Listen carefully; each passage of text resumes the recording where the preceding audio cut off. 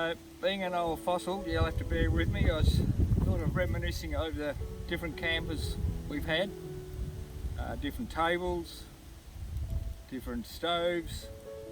So I'll run through all the different things we've had over many years.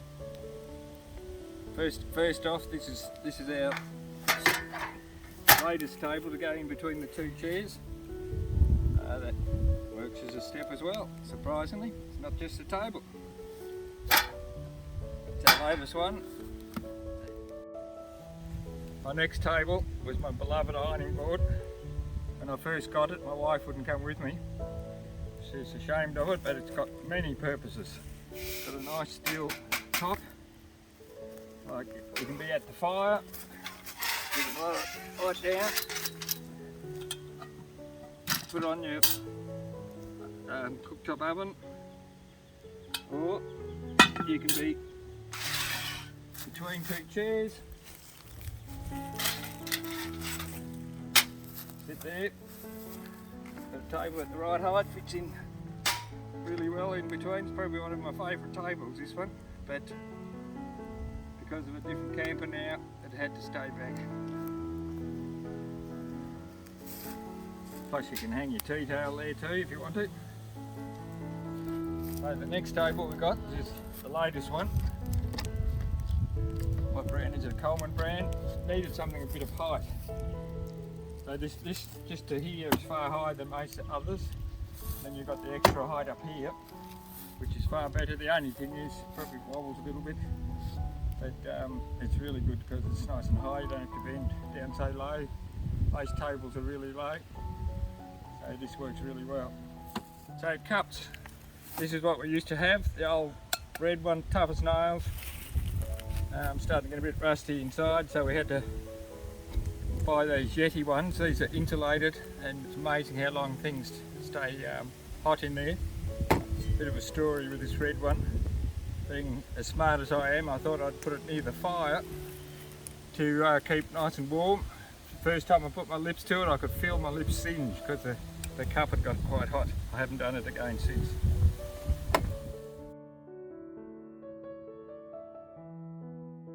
Back in '83, my brother and I travelled around Australia, and we bought this. It's called a barbecue. It all folds up, things in there. It'll swing around onto the fire. Put your kettle on it, chops, toast, whatever, and you can adjust the height, whatever, like that. Still going strong. It was back in '83 we bought that, so that works well. And then we had the normal Coleman 2-burner stove. From there we went to a Metho Dometic stove. We had a twin burner plus this one. Of course, you needed the windshield for those because of the wind all the time. Got sick of the wind blowing it out, and so our latest setup now, induction Eco Heat smart induction cooktop. It's terrific. We don't have to worry about wind. Cooks things very fast. So, back in '83, my brother and I went around Australia. This was our fridge, the old Willow Esky. Very basic. We had margarine in there, spreadable margarine. In the outback, when it got to -7, we used to leave it open through the night, so things would stay quite cold right through the day. So that worked well.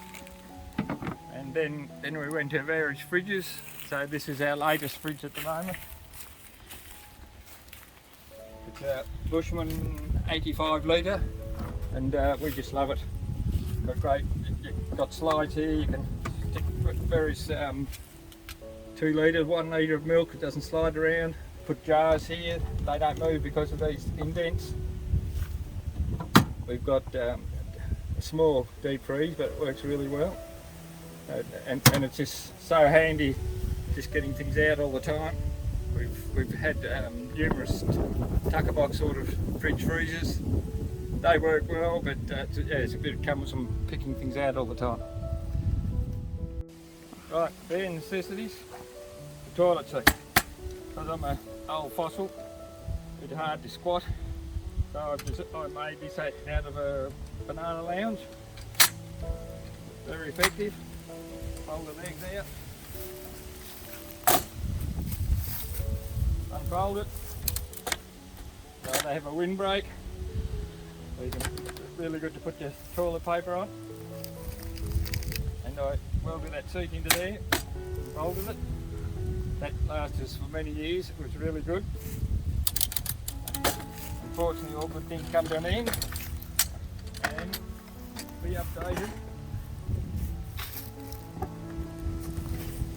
This go anywhere portable toilet.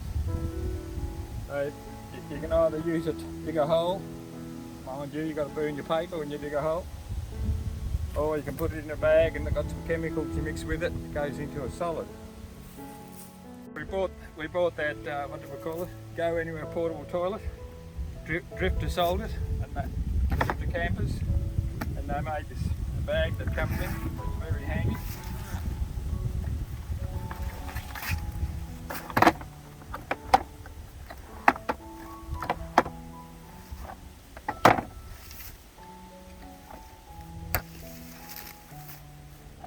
That's it. You can stick your bag in there. Don't think I've got any around at the moment.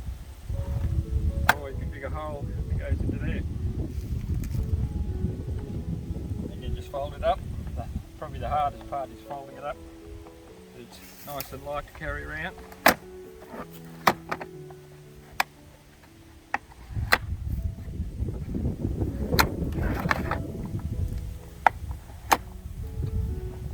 That's it.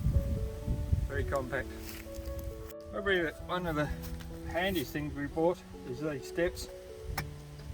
I forget where we bought it from. I don't know what brand it is. It's very unusual for something to be made so solid. So we use it for showering on, stepping up, putting things on the top of the roof rack. Yeah, it just lasts a long time. It's just really solid. So it's unusual to have something built so solid. Very good purchase, that one. Right, campers through the years. First off, we had a swag or just a canvas thrown over our sleeping bags. Then we progressed up to this tent. Had this for many years. Brother and I travelled around Australia in it. Then my wife and I used it for a long time. When the kids came along, we progressed up to a camper trailer. Look at the ridiculous wheels on this thing. Wheelbarrow wheels. Then we went to this one, got it from a friend. It was made by Peter's Ice Cream. Had that for a couple of years, and then we got to something far tougher, the Track Shack. Very tough unit. Unfolded with 2 double beds up top.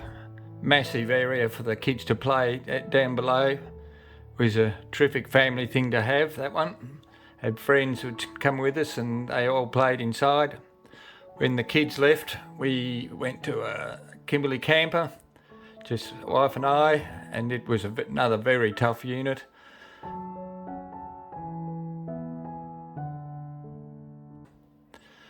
Got sick of towing things, so we went to a travel lander. It's a fairly good unit, electrically operated, but fairly lightly built. Wasn't that tough, but it was very practical. So we wanted something a bit tougher. Then we went to a tailgate. We just love this unit. Very solid and well built, and this hopefully will last us for quite a few years to come. Right, next 4x4s I've had over the years. 1982, 83 I think it was, my brother and I went around Australia.